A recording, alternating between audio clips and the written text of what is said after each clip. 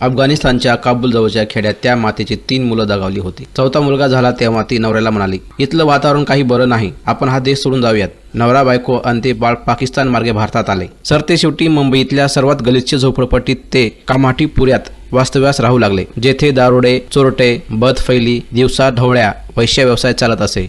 दरोडे खून होत असत. अशा वातावरणात हे कुटुंब कसे तरी आपले दिवस काढत होतं. अशा परिस्थितीत नवरा बायकोमध्ये भांडण होत असत. याचा शेवट तलाकने झाला. या छोट्या बाळाच्या मनावर काय परिणाम झाला असेल कल्पना करा. तरुण पठाणी स्त्रीला अशा गढूळ वस्तीत एकटं टिकणं अवघड होतं. पाकिस्तानातून तिचे आई आणि भाऊ आले आणि त्यांनी तिचं दुसरं लग्न लावून दिलं. त्या कमनशिबी मुलानं आईचं दुसरं लग्न बघितलं, पण नशिबाचे भोग वेगळेच होते. त्या छोट्या बाळाचा सावत्र बाप दमडीही कमवत नव्हता. त्या छोट्या मुलाला तो त्याच्या पहिल्या बापाकडे पैसे मागायला पाठवत असे. तो छोटा मुलगा कामाठी पुऱ्यापर्यंत 3 किलोमीटर पायी चालत असे.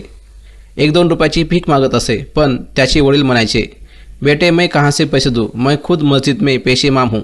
पण कुठून तरी ते 2 रुपये उसने घेऊन त्या मुलाला द्यायचा व परत पाठवायचा. तो मुलगा त्या 2 रुपयाचं पीठ मीठ विकत घेऊन घरी यायचा. काही दिवस ते जेवायचे, काही दिवस उपाशी राहायचे. या हालाकीतून बाहेर पडण्यासाठी त्या मुलानं 5व्या वर्षी मजुरी करायचं ठरवलं.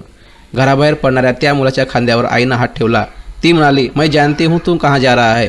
तो 3-4 रुपये कमाने जा रहा है कि घर में गरीबी ना रहे, मुफलिसी ना रहे, भूख ना रहे. लेकिन बेटा इस गरीबी से टकराने के लिए मैं हूँ. तू एक काम कर, तू सिर्फ पढ़ाई कर. आईचे ते शब्द त्या मुलाने लक्षात ठेवले आणि डिग्रीपर्यंत शिक्षण त्यांनी पूर्ण केलं. आयुष्याच्या हाल अपेष्टांनी या मुलाला जीवनाचं सार कळालं. आजूबाजूंची लोक बघून तो लिहू लागला, नक्कल करू लागला. दिवसभरात सुचलेलं कागदावर उतरवून ते घराजवळच्या कब्रिस्तानमध्ये जाऊन मोठ्यानं वाचू लागला. एक रात्री असंच अचानक त्या मुलाच्या चेहऱ्यावर कोणीतरी टॉर्च चमकवली. त्या बोलवलं, विचारलं की तू काय करतोस. मुलगा म्हणाला, मी हे स्वतः लिहितो आणि इथे बसून वाचतो.